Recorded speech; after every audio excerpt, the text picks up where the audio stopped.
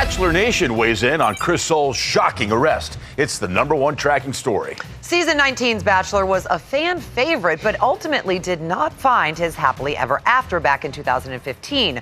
Now, 2 years later, Chris is facing a new reality as more details emerge from his involvement in Monday night's fatal car accident. I rear-ended a guy on a tractor. He's not conscious. What's your name? My name's Chris Soules. Breathing heavily, emotional, and seemingly coherent, following instructions of the 911 operator.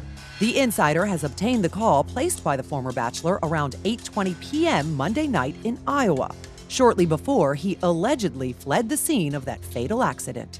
Chris, do you know how to do CPR? No, I don't. I can talk you through it if you're near the patient. It appears an unidentified person at the scene did attempt CPR. Counting is heard in the background 4 minutes and 25 seconds into the call. While CPR was being executed on the bloodied victim, Chris believed he felt a pulse. His blood. I feel like I feel a pulse. Yeah, he's got a pulse. He does have a pulse? I feel a pulse. Tragically, the tractor driver, identified as 66-year-old Kenneth Mosher, died despite life-saving efforts. We have learned the man was one of Soules' neighbors in this very close-knit community. Arlington is small. Population, I think, low 400s. It's a lot of work, but there's something about being outside or in a tractor on your land that's like nothing else. It's unbelievably rewarding.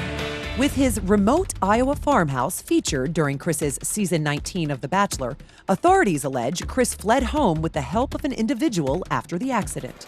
Arrested at home nearly 5 hours after the accident at 1:16 a.m., the criminal complaint alleges alcoholic beverages or containers were present. However, officials concede it would be very hard to prove if he was drinking and driving at the time of the accident.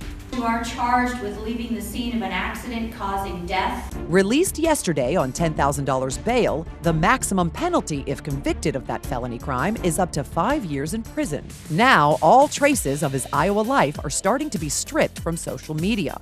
His Instagram page has been taken down, and members of his Bachelor Nation are starting to speak out. I really am in love with you.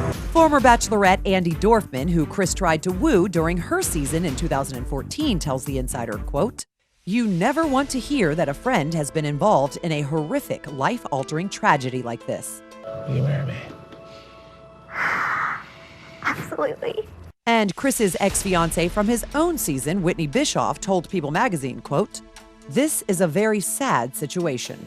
The last time we were with Chris was just over a month ago. He told us his time as The Bachelor left him forever changed." A lot of people ask me if I'd ever do it again. My answer is no. I don't know if I could do that again or want to. You know, it's hard to understand unless you've been through it. I'm also in a different place in my life, I'm here in LA. I don't live here. I'm going to be in Iowa at noon, at 5 o'clock tomorrow evening.